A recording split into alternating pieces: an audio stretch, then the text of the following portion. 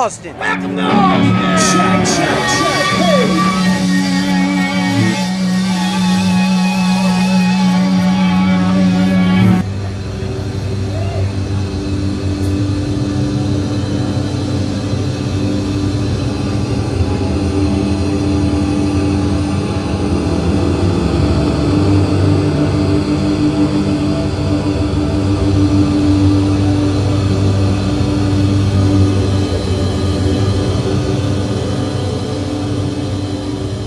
We are here on day one of South by Southwest 2006 in Austin, Texas, and I am sitting next to Turk from the band Belong, and we're at the Habana on 6th Street here in Austin.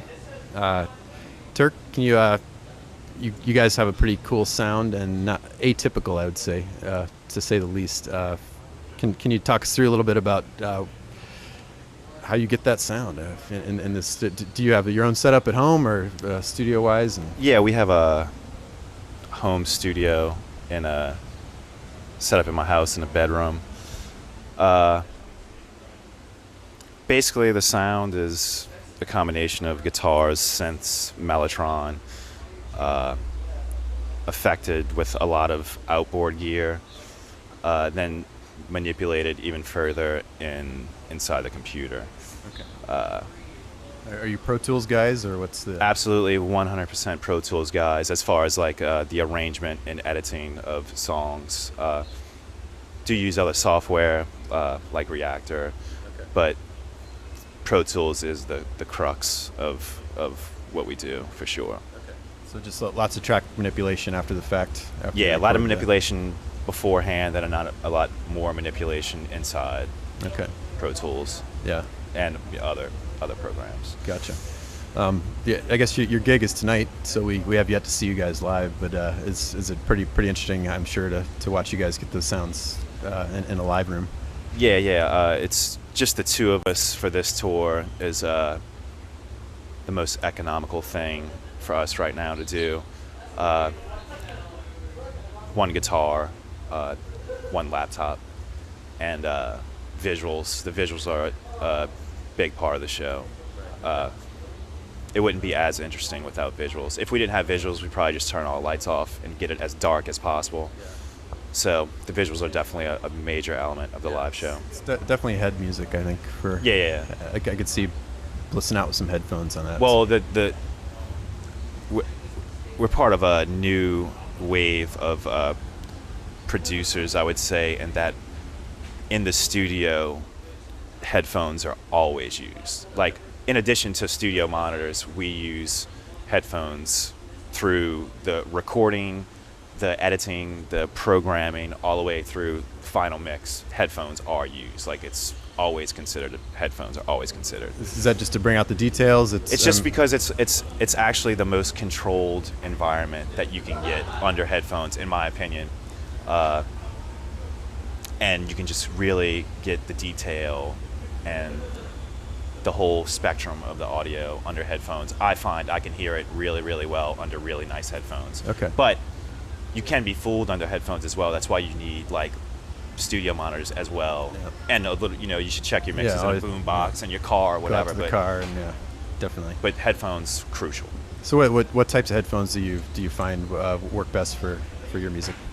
We've used two pairs of headphones for years. We used Sony MDR-V600s, which we've come to find aren't the greatest headphones in the world, but if you can get a mix to sound good under those headphones, it might translate well to a bunch of other places. The headphones we've been using now are made by a company called Grado, and I recommend them tenfold. Their headphones are amazing. Do you have the open back or the closed? Yeah, the open back. Yeah, I have the 300 series, and it's worth every penny. Great.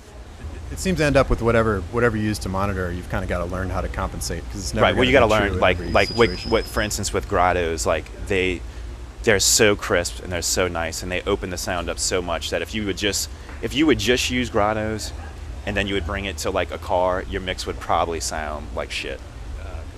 It's because it's like it kind of like does hype up the music a little bit, but once you learn like what it does, then you can compensate. And you know what changes you got to make. But yeah, Grado's great stuff.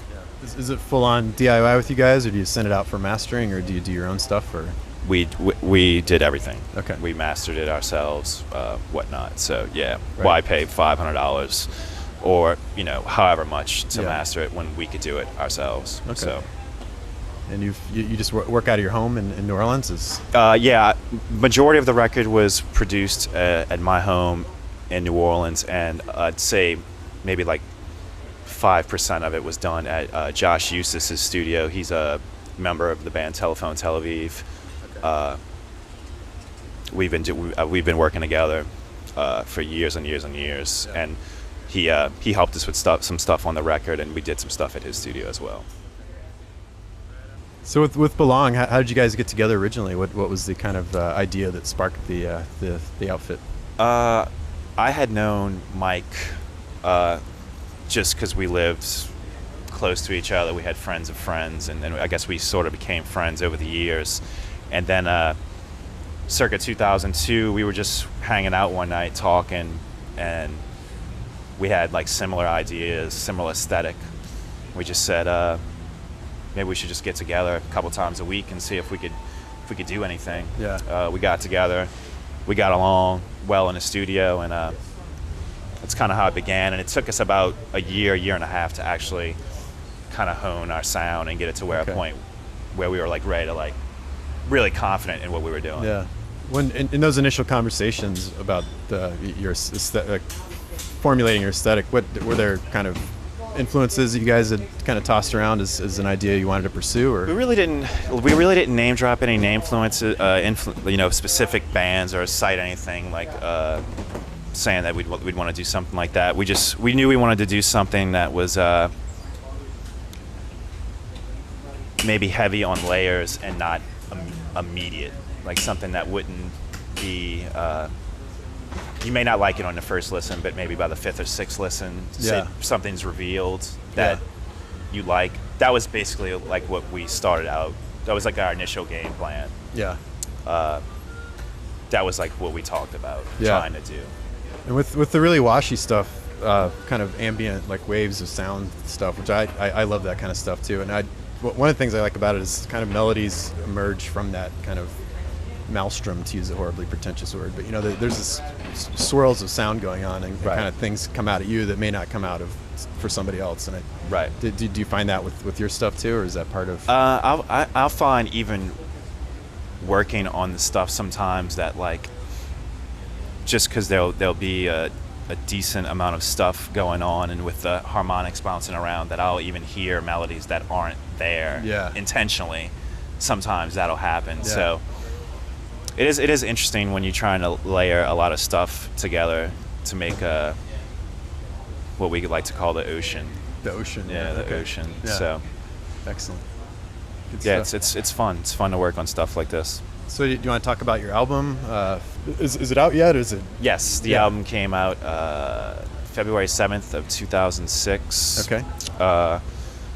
It was recorded mostly, for the most part, in 2004. Finished first week of 2005. Okay. Yeah, and I guess we had sat on it for a while. We had maybe like sent out a demo or two, and then like summer of 2005, we said, let's send out a few more copies of the album to a few record labels that we think may be interested in what we're doing. Yeah. And that second time we sent stuff out, about a week and a half later, Todd from Car Park got in touch with us and asked us if we wanted to put it out. We're like, absolutely. Yeah, why not? Yeah. Why not? Let's do it. Yeah. So, yeah, it worked out really well. Actually, the album, we got signed a week before Katrina. Wow. And the album was done, the artwork was done, like everything was done. That all happened a week before the storm. Did that affect the timing at all of the album release, or? No, the album was going to come out that time period. Okay. Regardless, but sounds like you might have dodged a little bit of a bullet there. Yeah. We could have, if we'd have waited another week, we might have, because the thing with Katrina was that all communication, like cell phone communications, were gone. Like you couldn't get in touch with anybody. Nobody could call in to your cell phone. So if we'd have waited like a week to send the demos out, Todd might have not got in touch with us. So. Yep. it was good timing and then bad timing. So Yeah, well, we're glad you got it out. thank you. So any plans for future recordings, or where are you at? Are you very much into this album right now? We have 5 or 6 weeks off, and then we tour Europe for 5 weeks, starting in May through June. Okay. Touring with Ariel Pink again, and after that, when we come back, we've been working on material for the next album, and when we come back, we'll head into the next record. Hopefully we can have that done sooner than later. Which do you enjoy more, just as a person? Do you enjoy sitting in the studio and tweaking knobs, or do you enjoy like getting out on the road, or is it a little bit of both? I would rather be in the studio, honestly, but I do like touring. I do like, there's a sense of satisfaction playing it out and seeing, even if it's just one kid, Yeah. like really into the music. There's just kind of like some kind of like, oh, okay, like somebody else gets it. You know, like that's cool. But if I had to choose one, yeah, it would definitely be the studio. Yeah. But touring has been really cool. Well, thanks, Turk. I appreciate Thank you. You're taking a few minutes to talk with us, and we look forward again to seeing you tonight. Thank you very much.